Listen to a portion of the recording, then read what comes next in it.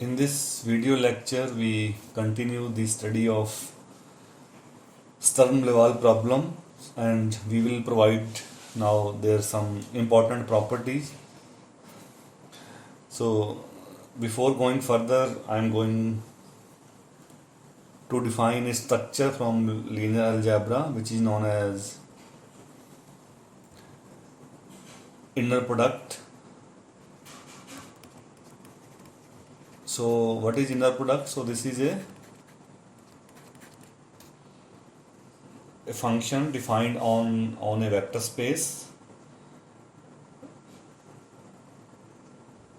with additional structure known as inner product.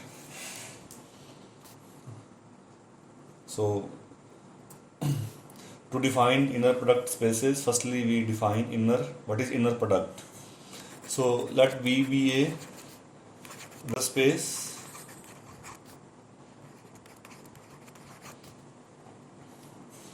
over field R, a mapping which is denoted by this bracket, so having two components, a mapping from V cross V to field R is called an inner product,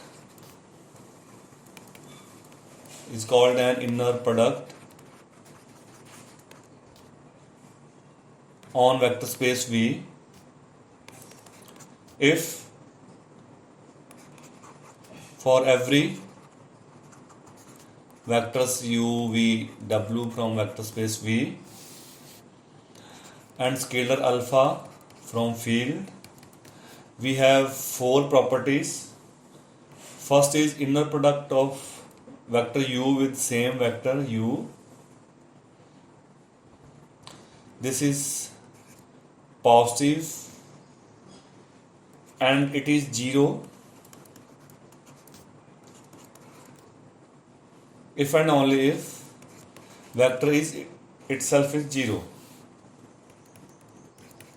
Okay, so second property is symmetry. So uv equal to v of u on R. Third property, inner product of u plus v with w is inner product of u with w plus inner product of v with w. And fourth property, alpha times u inner product with v, alpha is a scalar, so you can take scalar outside if your field is R. So a mapping satisfying all four property, first is it is positive with the same vector and 0 if and only if vector is 0. Second property that uv equal to vu on set of real numbers. So third is u plus v, inner product with w is u w plus vw. And final property that alpha times u v inner product equal to alpha times u inner product u with v. So what is an inner product space? An inner product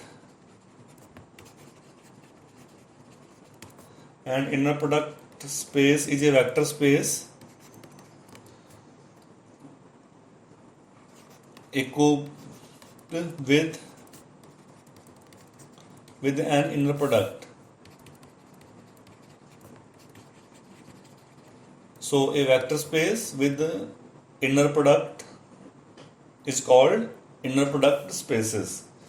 So now I take one example. So for example, if you take v equal to Rn, then we have inner product. So take two vectors u and v from Rn.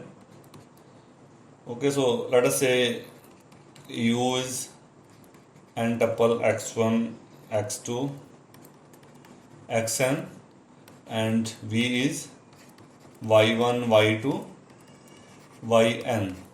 So what is inner product uv? This is component wise multiplication. So x1 y1 plus x2 y2 plus xn yn. And if you take only n equal to 1, v equal to r, so if v equal to r, then what is inner product? So for any number xy, this is just multiplication x with y. So this is an example of inner product on Rn, and you know from linear algebra that Rn is a vector space. And further example, so that we will use in this context in Sturm-Liouville problem. So over vector space V be the space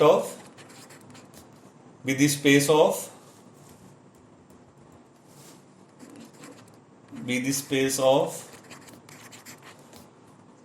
all piecewise continuous functions, okay, defined on some interval AB to R.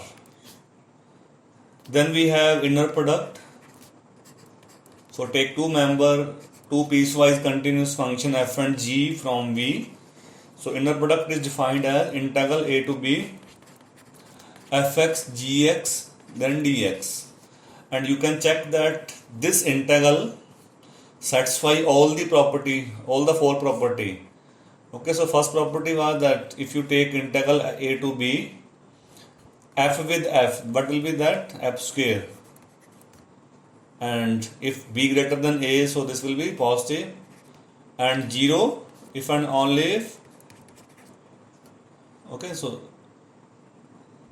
this is integral is 0 if and only if fx is 0 for all x. And second property, you can check that you can change a to b fx gx equal to a to b gf dx, okay, gx fx. So you can write that f of g equal to g f. Similarly, you can check third property. Okay, so then you need to take three functions f plus g h, and you can write this equal to a to b f h dx plus a to b g h dx. And finally, fourth property, you can multiply with some scalar and you can take this scalar outside. Okay, so this integral satisfy all the properties of inner product. So this is an inner product space. And now I am going to give one more definition.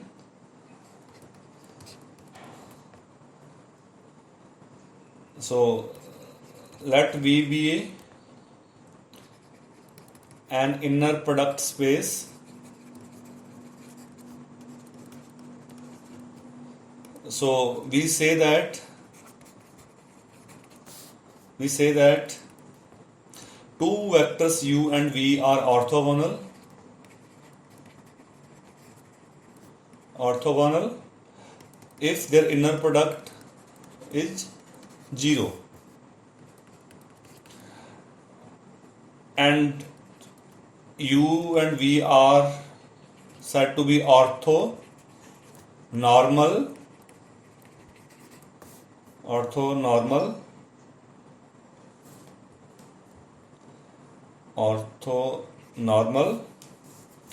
if they are orthogonal. So inner product of u with v is 0, okay, u not equal to v, and inner product of u with u, that is 1. Okay, so orthonormal, they are orthogonal, and inner product of same vector with same vector, that will be 1.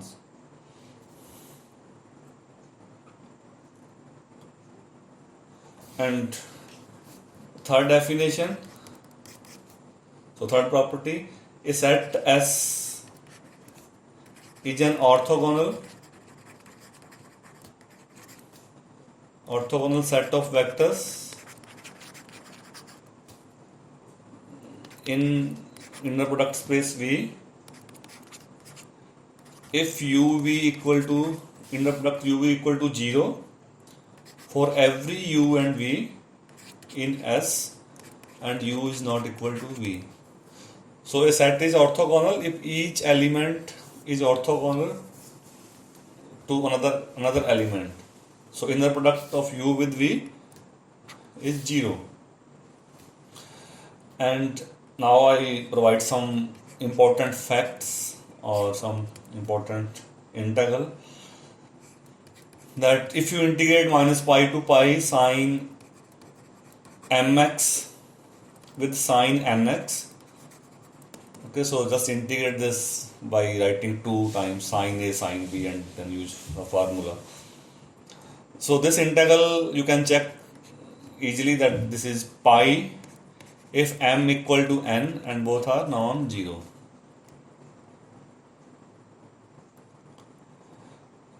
Okay, so and otherwise when m not equal to n or both are 0, so this is 0. So you can say that inner product of sine mx with sine nx is 0 for what value of for m not equal to n on minus pi to pi interval. So you can say that sine mx and sine nx they are orthogonal. Also you know the same for cos mx and cos nx dx. So this integral is, since cos 0 is 1, so if m and both are 0, so this is 2 pi. Otherwise it is same, this is m equal to n and not equal to 0, this is pi, and this will be 0 when m not equal to n. So for m not equal to n, cos mx and cos nx they are orthogonal like sin mx sin nx. And also you have third property, so if you have sin mx and cos nx, okay, so m not equal to n, so this is always 0 on minus pi to pi. So these are examples of orthogonal functions, and we will use those integral of sine and cosine later in this chapter. And now I am going to state one important lemma. So this is small result for orthogonal function. So let you have a collection u1 u2 is at u1 u2 un be an orthogonal set of non-zero vectors in an inner product space. So I can write short IVP inner product space, okay, IP space, inner product space V, and suppose V equal to, you are writing linear combination, so C1 U1 plus C2 U2 plus Cn Un, or in short you can write I equal to 1 to Ci Ui. If you have this linear combination, so V can be written as linear combination, then you can find these coefficients Ci. So what is then Ci's are given by inner product of V with Ui and divide with inner product of Ui with Ui. So this is an important lemma that we will use in this chapter from linear algebra. So you have, so what is given here? So we have orthogonal set u1 u2. So this is an orthogonal set of non-zero vectors non-zero vectors on inner product space V, and let V equal to any element, any vector V can be written as linear combination C1. Okay. So now I need to prove that what are Ci. Okay. So now take inner product of V with Ui. Okay. So what is V? C1 U1 plus C2 U2. I'm fitting the value of V. Okay. Then okay. Now use the properties of inner product. So basic that comes from definition. So you can take scalar outside and you can distribute the sum. Okay, so by properties you can take C1 outside and U1 inner product with U of I. Then you can take second scalar outside, U2 inner product with U of I. Okay, and some when you write C of I, you will write Ui with Ui and so on. And last element will be Cn inner product of Un with Ui. Okay. So now it is given that this set U1, U2, Un that is orthogonal. So orthogonal means inner product of U1 with any another vector will be 0. So first inner product is 0. So second is also 0. So U2 with any another vector. And you will get only Ci, inner product of Ui with Ui. And all other term will vanish. So from here you got C of I. Okay, so take that inner product Ui with Ui, you can divide in left hand side. So this implies C of I equal to inner product of V with U of I, then inner product of Ui with U of I. So to compute C1, so this completes the proof. So to compute C1, you need to take inner product of V with U1, then U1 with U1, that will be divided. So this is a simple lemma which express any vector as a linear combination of orthogonal vectors, and then you can compute those coefficients by using orthogonality property. And if you have orthonormal set, so then your calculation will be more easy. So then you will get Ci equal to V with Ui, as inner product of Ui with Ui will be 1. So that is for orthonormal vectors. So now I return to Sturm-Liouville problem. So I am going to provide some theoretical stuff. First lemma is called Lagrange identity. Lagrange identity for Sturm-Liouville problem, that will be, this will be used in further. So what Lagrange identity says, so you have U and let U and V be functions with continuous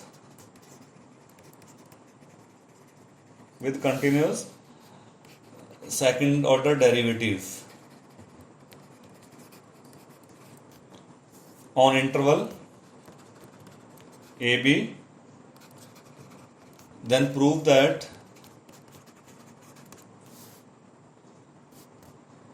so inner product of LU with V equal to U inner product LV, and how it is defined. So inner product of two functions is defined as A to B fx gx dx, and here you have SL problem, Sturm-Liouville problem. So L comes from Sturm-Liouville problems. What is L? L of y, so you can write L of y or Ly simple. This is minus p y dash plus q y equal to lambda r y, Sturm-Liouville problem. So L is a differential operator with boundary condition. With boundary conditions, so first condition is alpha 1 y at a plus beta 1 y dash at a equal to 0, and second condition alpha 2 y at y at b plus beta 2 y dash at b equal to 0. So these are boundary condition. So you need to prove Lagrange identity for differential operator coming from SL problem, Sturm-Liouville boundary value problem. So what you need to prove, inner product of LU with V equal to U with LV, that we need to prove. So proof is not much complicated.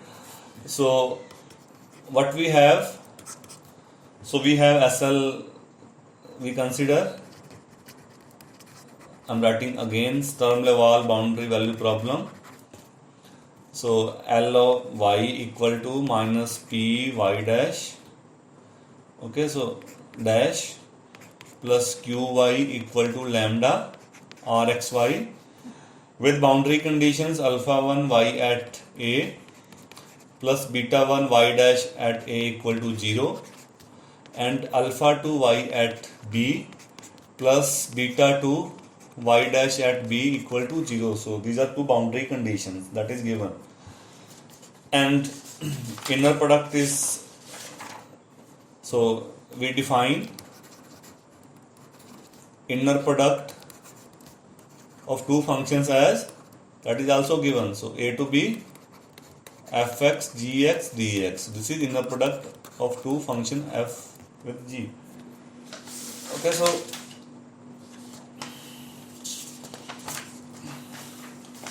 so now we use integration by parts.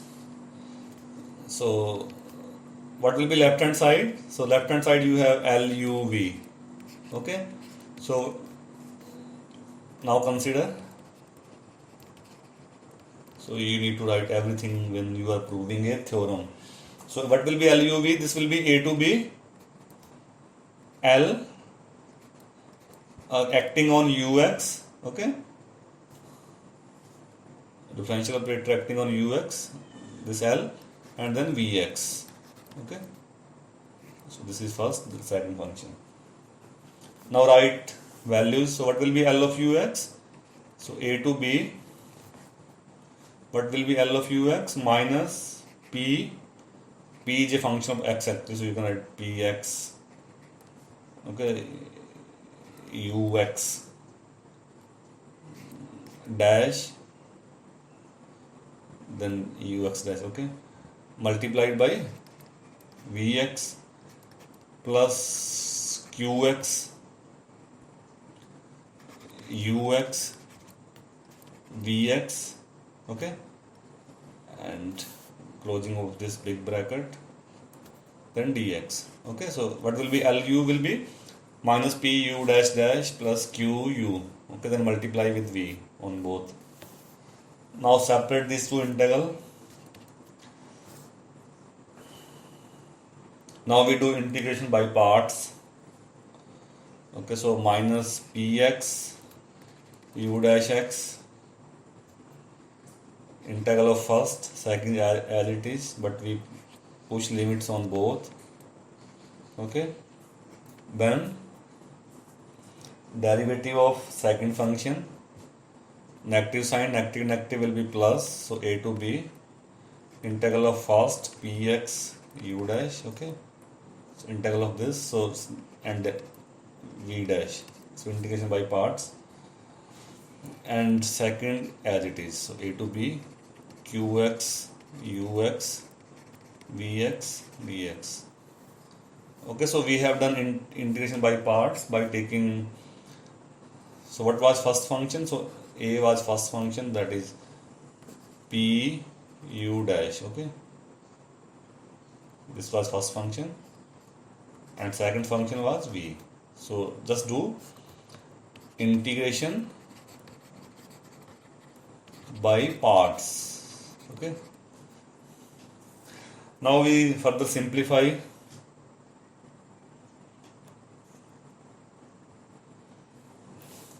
So first I'm writing first as it is, minus px u dash x v dash x.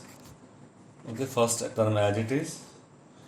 So now I'm doing integral of second.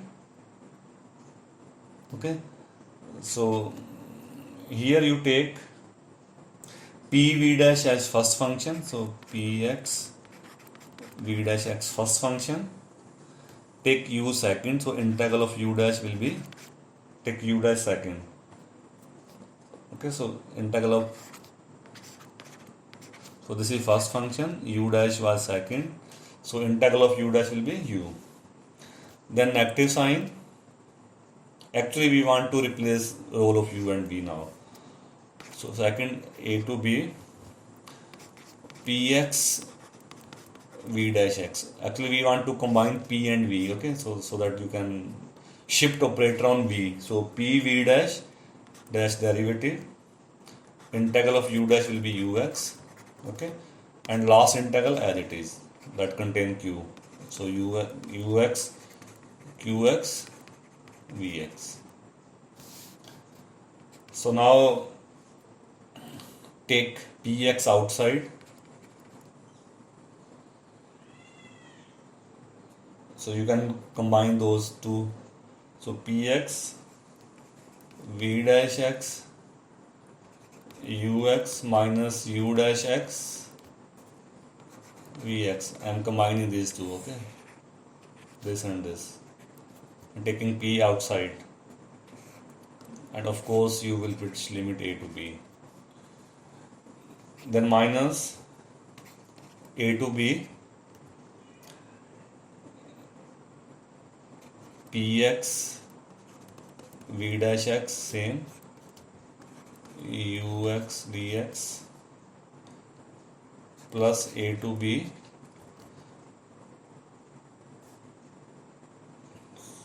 so write same as, okay.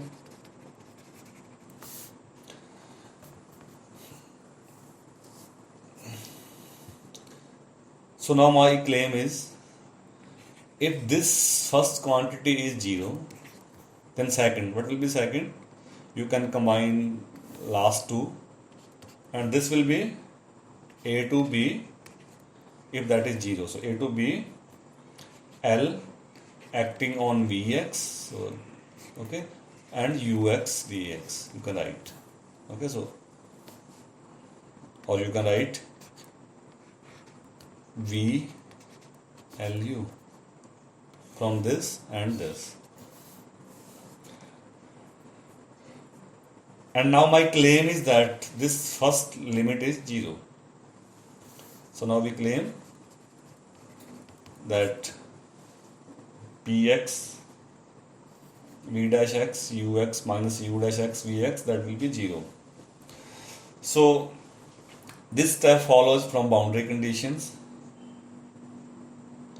Okay, so so u and v, they since y satisfy boundary conditions, so u and v also satisfy boundary conditions. So if you compute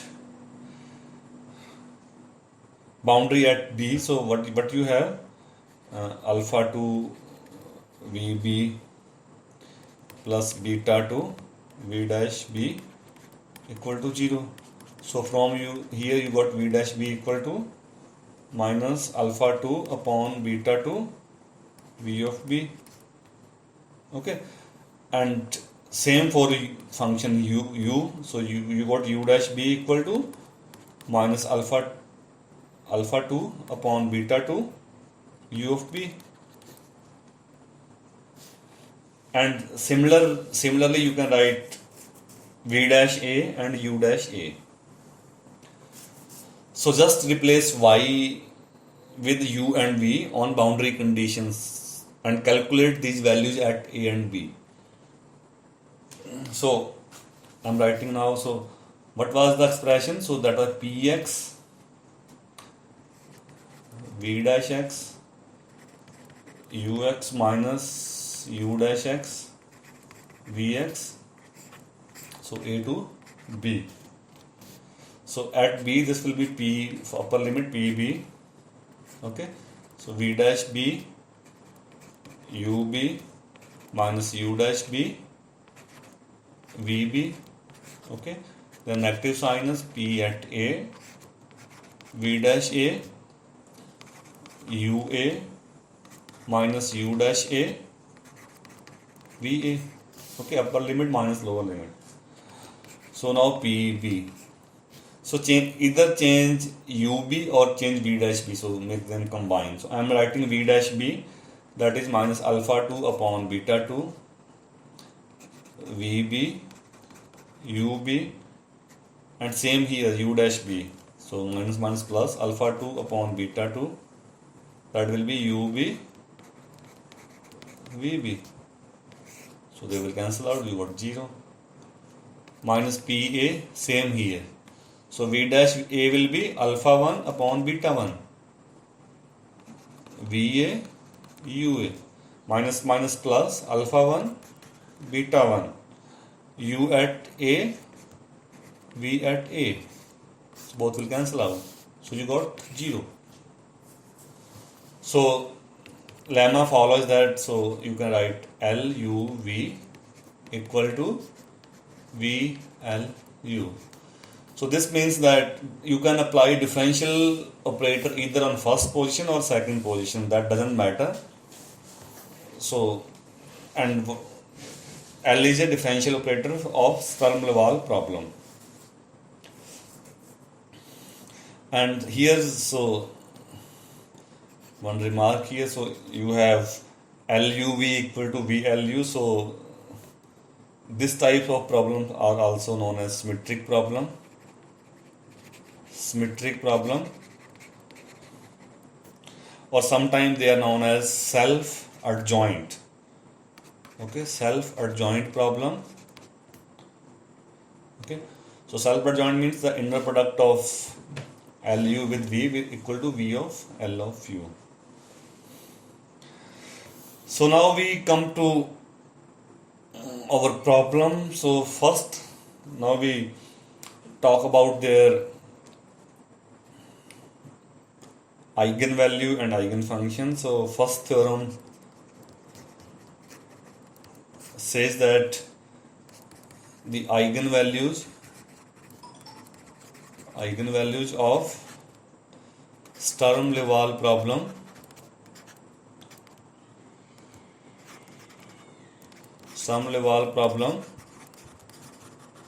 so that given by L of y equal to lambda ry. I'm writing in short, so boundary conditions were bay equal to 0 equal to b vy, so same as in Lagrange identity. Okay, so eigenvalue of Sturm-Liouville problem are real. So L is the same operator that we used in proving of Lagrange identity. So you need to prove that eigenvalues are real. So what is L of y minus p y dash plus q y equal to lambda r y. So here p and q are their functions of x, and you have boundary conditions. What are boundary conditions? That is b a y equal to alpha 1 y at a plus beta 1 y dash a equal to 0, and second boundary condition b at boundary at b, so that is alpha 2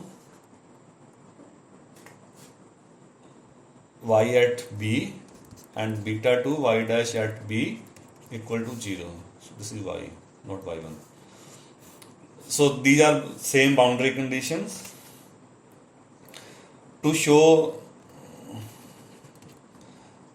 eigenvalue real, so we suppose that phi n x be the solution of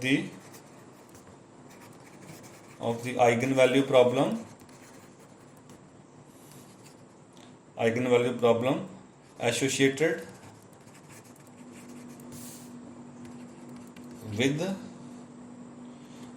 eigenvalue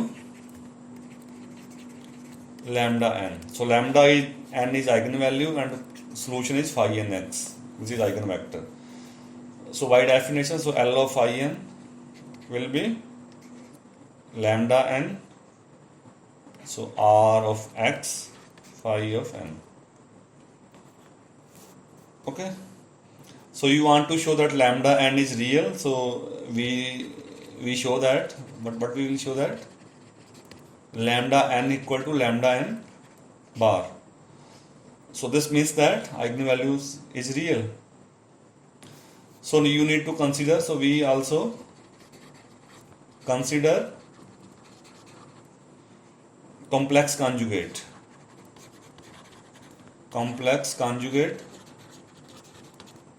of the given problem as.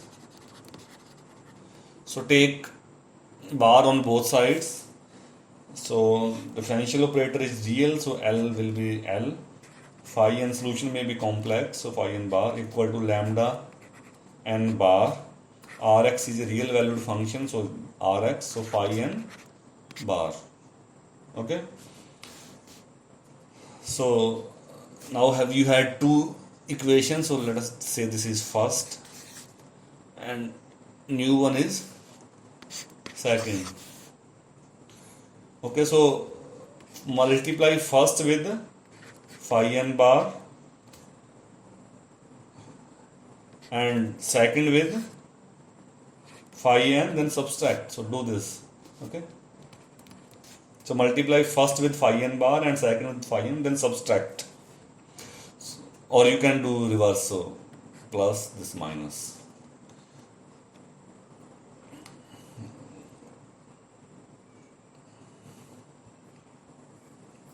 Okay, so subtract both. So you got phi n bar from first, so L phi n. So I am doing minus, this is plus. So multiply first with phi n bar, second with phi n,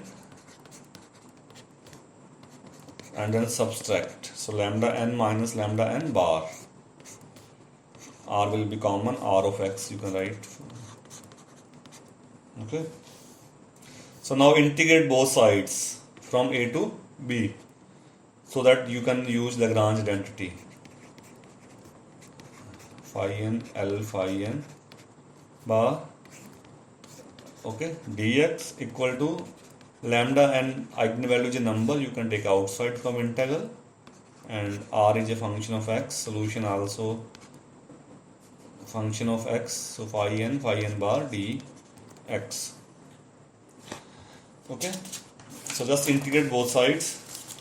Now you use Lagrange identity.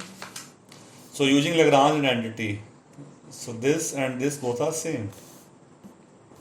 So using Lagrange identity for SL problem. So left hand side will be 0 and equal to lambda n minus lambda n bar a to b Rx phi n, and you can write this mod of phi n square. Okay, phi n bar. So now this integral depend on x. It is non-negative, and so we have lambda n equal to lambda n bar. So lambda n minus lambda n bar equal to 0. So this implies eigenvalues are real. Okay, so this integral is not always 0. So this implies lambda n minus lambda n bar equal to 0. So eigenvalues are real. And in left hand side we have used Lagrange identity. So you can say L phi n in a product with phi n bar. So both are same. So you can write phi n, L phi n bar. So both are equal. So in left hand side will be 0. So this proves that eigenvalues of Sturm-Liouville problems are real. Now similar result I am proving for, not same but another result for eigenfunctions. So the eigenfunctions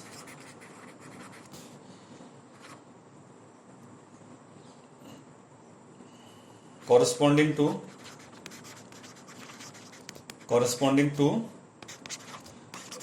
different eigenvalues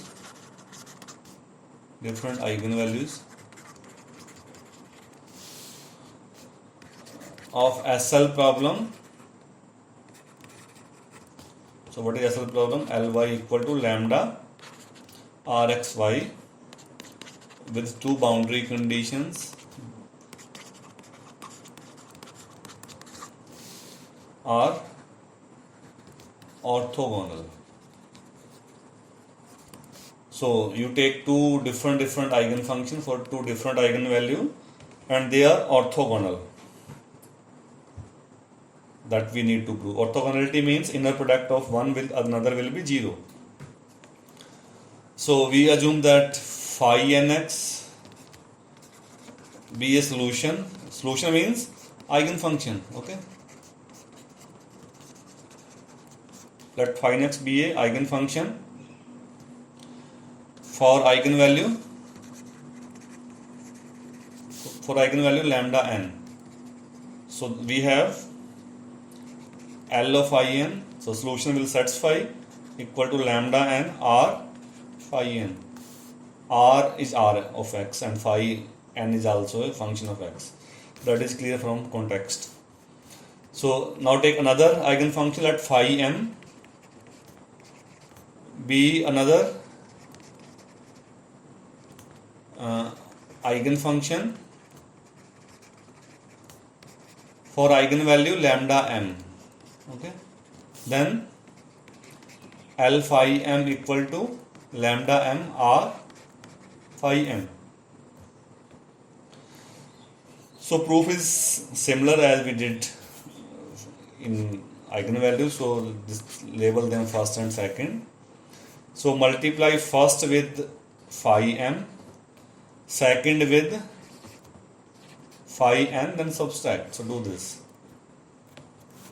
So you have phi m L phi n minus phi n L phi m equal to lambda n minus lambda m. Subtract R phi n phi m will be common. And same, now integrate both sides and on left hand side you use Lagrange identity. So integrate both sides and use Lagrange identity. Okay, using that identity we have, so left hand side will be a to b phi m L phi n minus a to b phi n L phi m, so dx is also here, equal to lambda n minus lambda m. So they are number, not function of x. You can take outside. A to b R phi n phi m dx. So using Lagrange identity, both are same on left hand side. So this will be 0. So lambda n minus lambda m, a to b R phi n phi m dx. Okay, so now eigenvalues are distinct. So lambda n not equal to lambda m. So this implies this integral a to b R phi n phi m dx is 0. So that is orthogonality. So eigenfunctions are orthogonal. Orthogonal means their inner product is 0. So what is inner product? So multiply both and integrate a to b. So both are orthogonal. but here r is multiplied, so a to b phi m dx is not 0, so multiplied by r. So eigenfunctions are orthogonal, we say, with respect to weight function, r of x. So don't worry about r of x. Usually this function is 1 for most of the problems. So you can say that eigenfunctions are orthogonal. This means their inner product is 0. So inner product means their integral from a to b multiplied by r, that is 0. So they are orthogonal with the weight function r of x. So these are the important properties, that eigenvalues are real and eigenfunctions are orthogonal with weight function r of x. Also, you can prove that the eigenvalues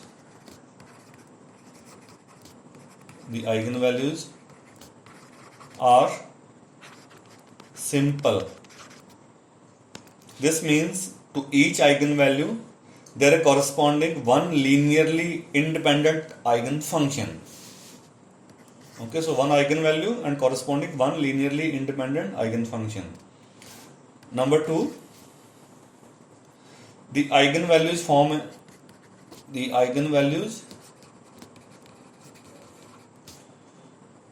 an infinite sequence.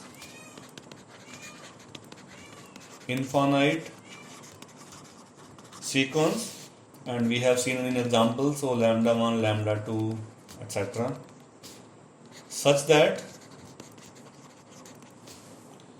lambda n goes to infinity as n goes to infinity. So we have seen in example that eigenvalues are n square. So n, as n goes to infinity, so these are approaches to infinity. And number 3,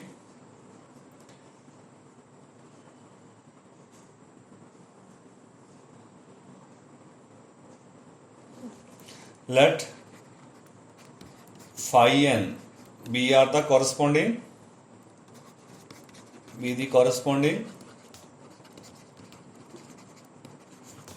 eigenfunctions,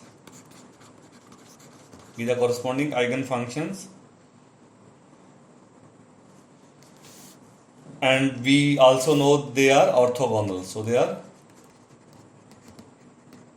orthogonal. Let f and f dash be piecewise continuous functions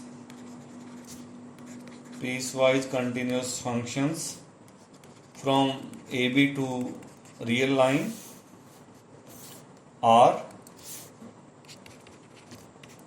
Then the series.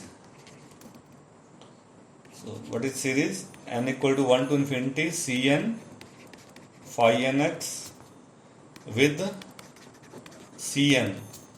So Cn given by inner product of f with phi n division phi n with phi n, that we proved in lemma. So okay, so you have a set of orthogonal functions, so you can compute the coefficients Cn. So then the series converges to fx from right, fx from left, and divide by 2 for all x in AB.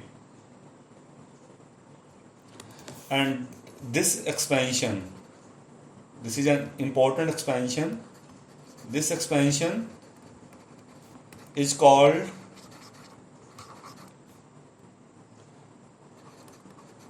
eigenfunction. I'm writing on next page. This expansion Cn phi nx This expansion is called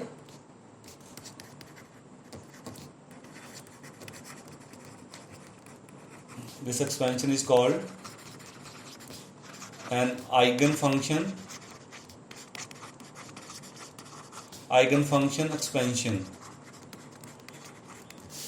So this is very important property of Sturm-Liouville problem, that you have a Sturm-Liouville problem, you have solved that problem, then you got eigenvalues, okay, and corresponding eigenfunctions, or you can say set of solutions, okay, and these eigenfunctions are orthogonal, okay, and you can write any function f as a linear combination of all these eigenfunctions, and this is also known as Fourier series or eigenfunction expansion.